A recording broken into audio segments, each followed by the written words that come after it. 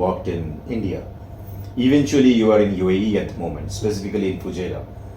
How is life there, and what is the exact difference between working here in India and working in UAE? I would believe that it starts as education at school level. And all these nations you see, like Germany, England, USA, the European countries, and also in the Middle East, the impetus to remain fit for the rest of your life starts from school. These schools, they provide gyms, they provide health education, and they give you diets or meals that if you were to adapt within a very short period of instruction in the school for the rest of your life, now that would put you in a great advantage. Eating antioxidants.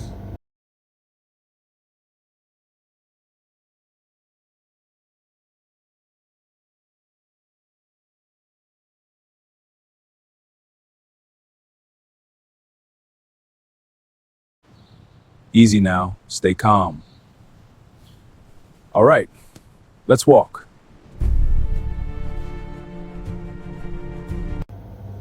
Hi everyone, welcome to Riding Tiger with Arijit once again, and today I have a friend of mine, a very special guest in Kolkata, coming all the way from Fujairah. But of course, he is from this city.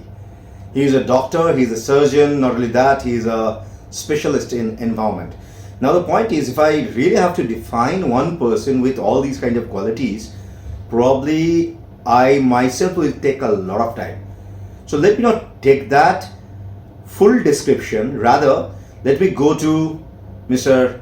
Tamojit and then ask him the real questions. Welcome to Riding Tiger, Tamojit. Thank you. Doctor, I have a quick question.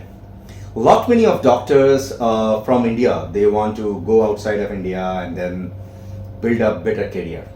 Yeah, and a lot many of I have seen that they are serving nation at the same time. They want to grow, they want to do some special degrees. Somebody wants to go for FRCP, some people want to go for FRCA. What is exactly your career path? And before you hop into that, why don't you tell a little bit about yourself? Who is Tamojit Ghosh before Dr. Tamojit Ghosh? Well, I was born in Kolkata. My life played out in various stages. I was very lucky, privileged that my father, when I was 3 years old, he was also a surgeon. He went to England and I accompanied him. Now he passed his fellowship of the Royal College, the FRCS degree, and then he decided to come back to India.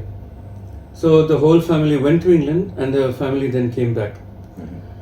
When I was a kid, my father tried his best to put me in good schools. And I've been, rather than excelling in school, I have to say I was very lucky. These opportunities are not given to everyone. Now, from that kind of education, it was expected now he would set some targets for me to do something good in life.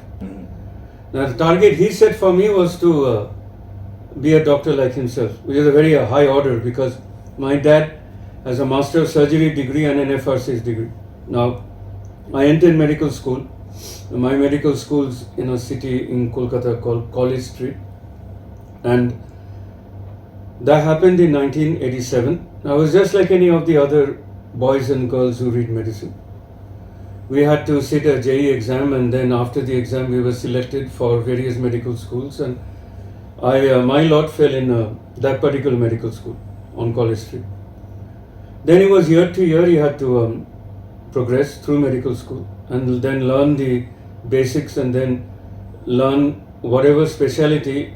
By the time I graduated as a doctor, it wasn't acceptable that you didn't try for a postgraduate degree.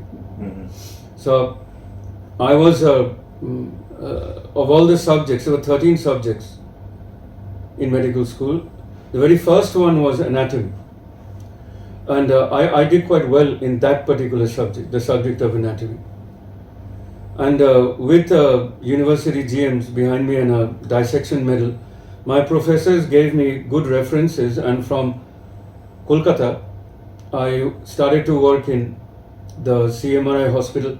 I have also worked in PLS hospital, just after I graduated from medical school. And the way I went abroad wasn't the natural way. I noticed that you could teach anatomy abroad. And I applied for an Irish university. The job opened in August, and the references from my professors and nothing else, no other exams, was enough to get me into that place. From Kolkata, I jumped to teaching anatomy, cadaveric anatomy and histology in the University College Cork. Wow. It was a big leap, Mm-hmm. and due to destiny, I greatly believe that your destiny isn't always in your hands. There is some kind of divine touch. Right. তো আমরা বাংলায় বলি জগন্নাথের কৃপা। একদম তাই। তো একদম তাই।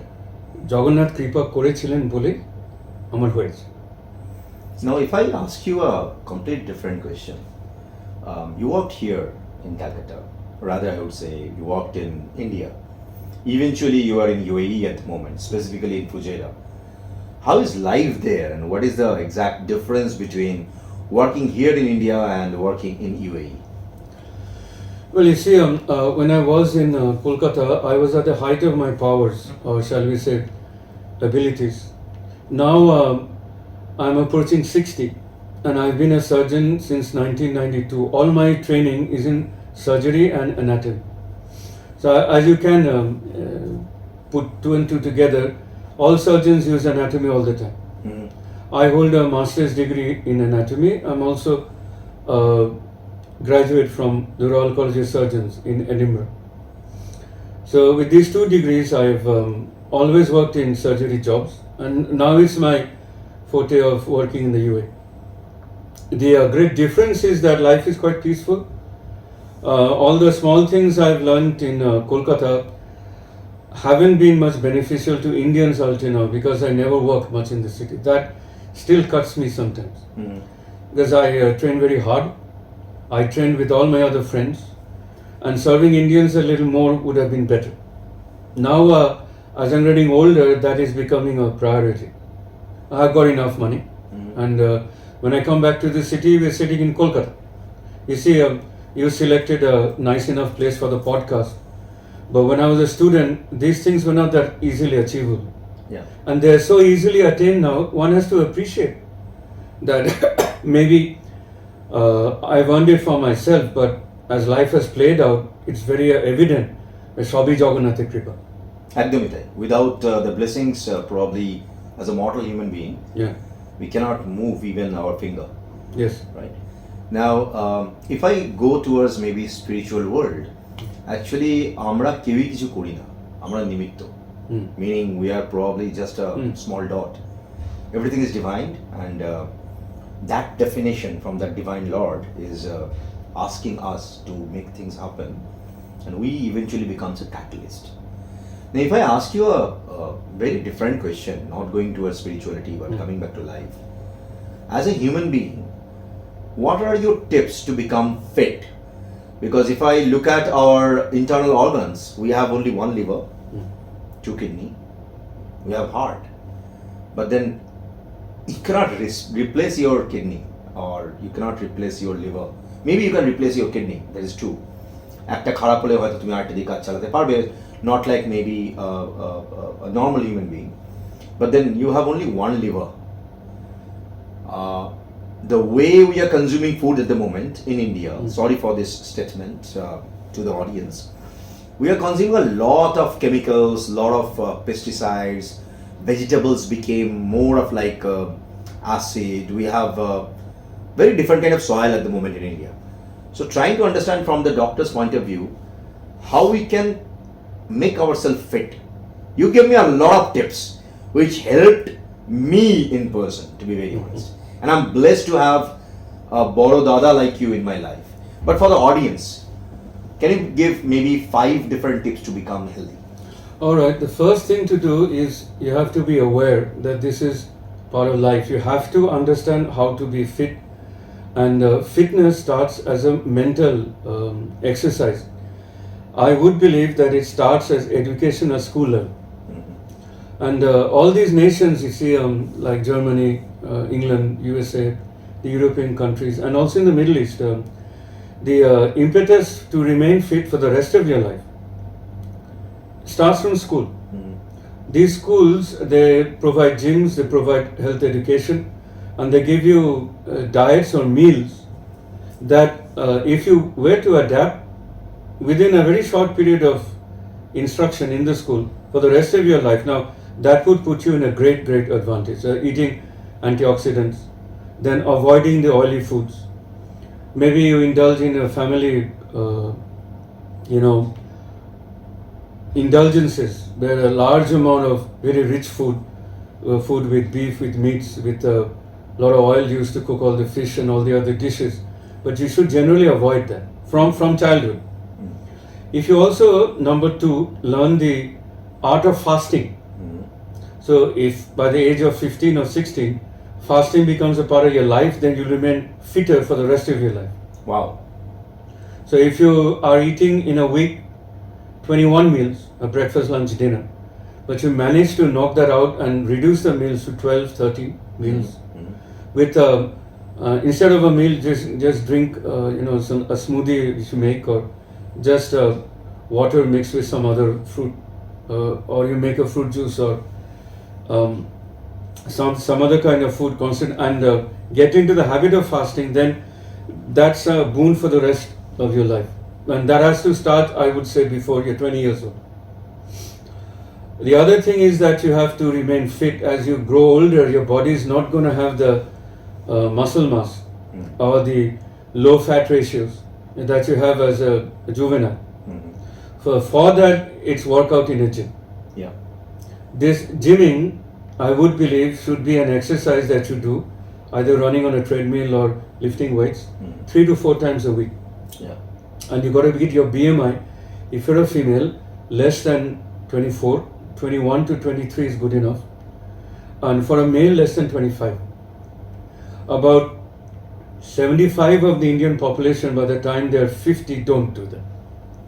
So BMI it's your height in meters divided by your weighting, it's your weighting kgs divided by your height in meters square. True.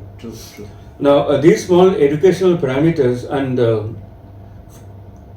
as a fourth tip, when you're in your 40s and your 50s, you have to do regular blood tests. I mean, you may be doing everything, but you could have high cholesterol or high blood pressure, and these are chronic diseases. Yeah. And chronic diseases lead to long-term problems. They will invariably gnaw away at your health inside. So blood pressure and high blood pressure will lead to effects on your kidneys, which will lead to kidney damage, leading to albumin be getting present in the urine, which is not the case. Now, as you say, our liver detoxifies all our food. The gut absorbs the food and then it goes to the liver, and from the liver, our body is designed that all the food goes into the venous circulation, to the left side of the heart, and then to the right side of the heart, and then to the lungs, and from the lungs to the parts of the body. So the liver is positioned in that spot, right, just after we absorb food in the pathway. Right. Now, liver, you see, the onslaught, therefore, it's like your eyes or it's like your heart. It's working all the time. Without liver, you won't survive. Yeah. Right now, that is the procedure. There is no substitute for a total hepatectomy. Yeah. You could live with one kidney quite well, or one lungs, but not without a liver. Yeah. And therefore, proper healthy food habits. That's the crux of life. It's the trick that you have to learn as a kid. But by the time you keep on eating and life is full of stress, there are nerve-related changes in the liver, stressful changes. By the time you're 40 or 50, the liver's been damaged to a very great extent. Yeah. So, liver toxins, I won't go into details because liver toxins are very well studied. And the aim of this podcast, as you could have mentioned, that you got to focus on the health of your internal organs. The eyes are severely affected by diabetes. Right.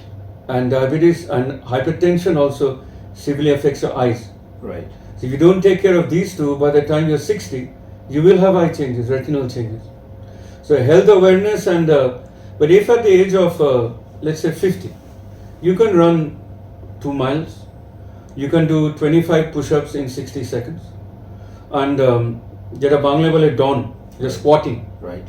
Squatting. Right. If you can do 20, 20, 20 without feeling, yeah, you're in a good enough physical condition. But you see, that's bedside and that's also outside. So your health consciousness also means that you go out to a field or a park and you do your running or walking, and then you come back inside and some other part of the day you exercise. True, true, true. In that context, let me tell you something, Tamojita. When I started doing workout around 15 years back, some of the business community in Bengal, they used to laugh at me. When I become fit, I gained muscle, like people can see that, okay fine, this guy is coming with a very stout body. They started looking at me and they started doing their own exercise.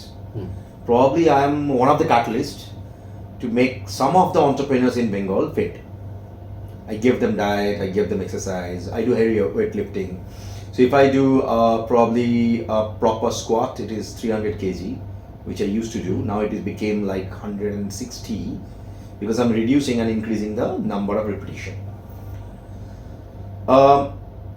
In this context, to be very honest, I don't take any medicine. Rather, I took some tips from you. I started consuming fruits more rather than some medicine and pills, which I don't need.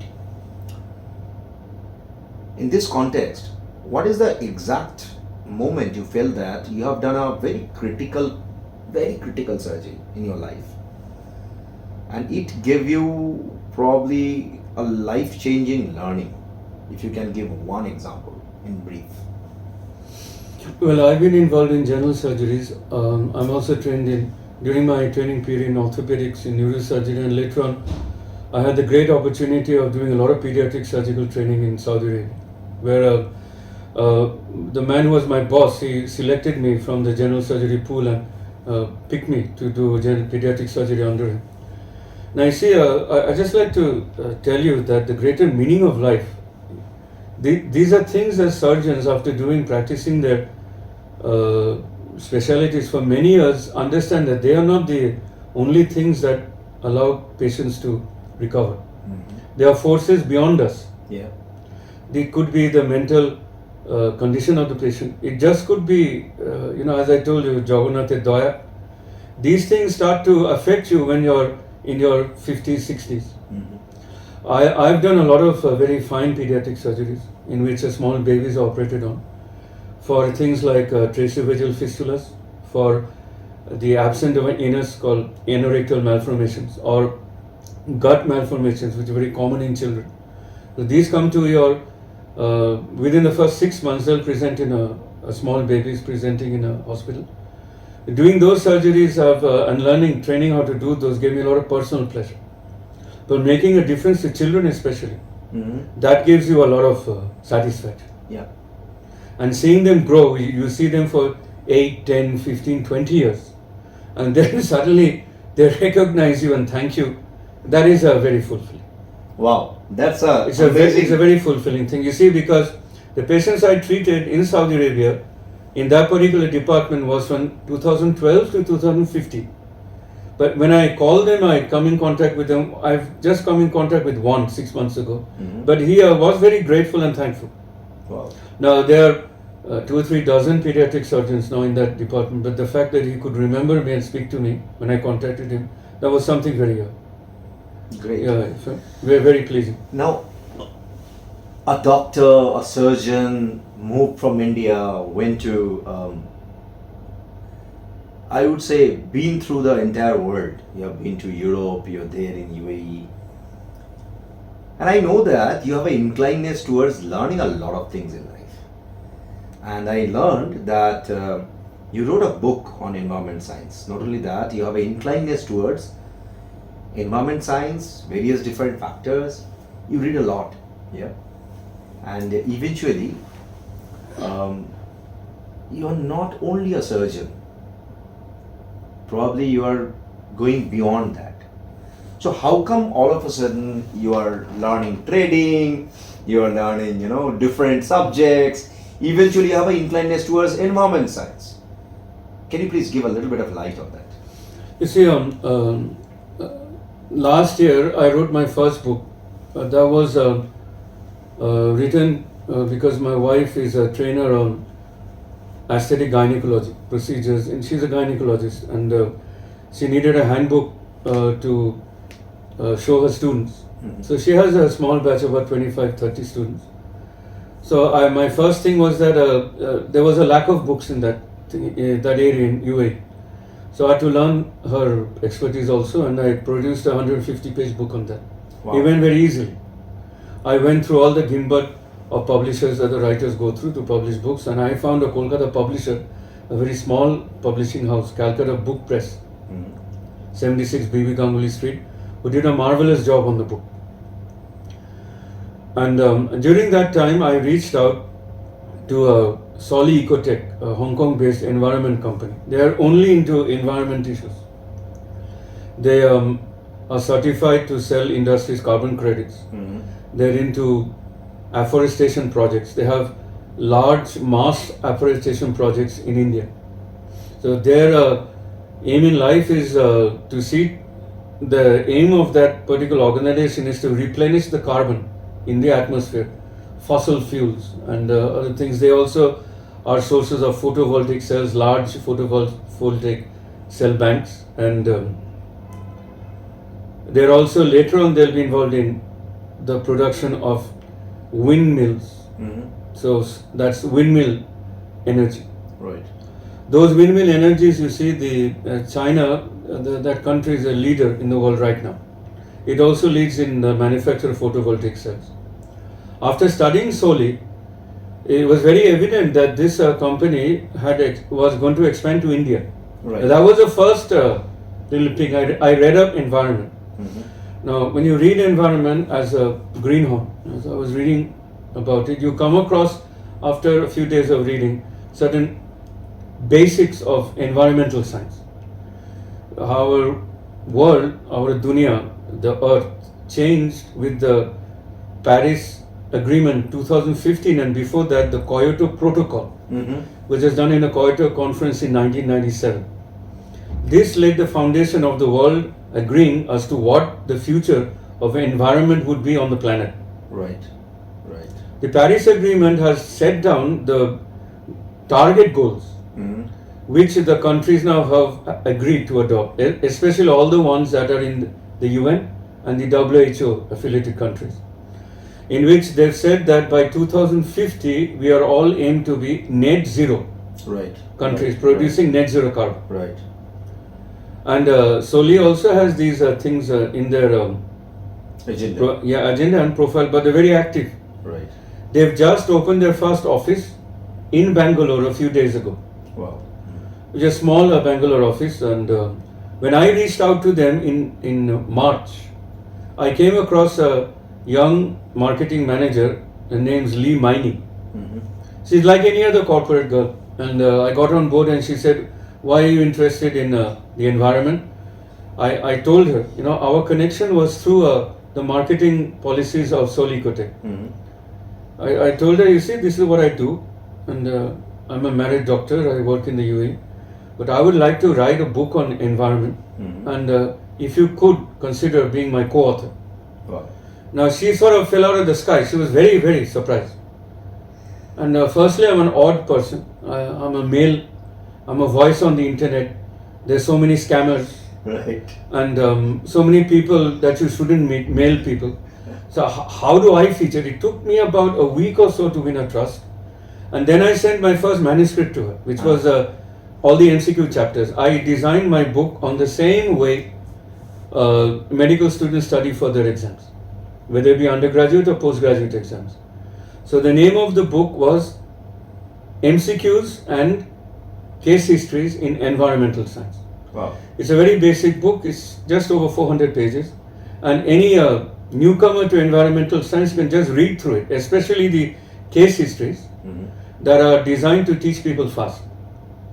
But my greater aim is to become a more active environmentologist in the future. Meaning you want to give back, so not only human body. Yes, our country is greatly lacking. Right.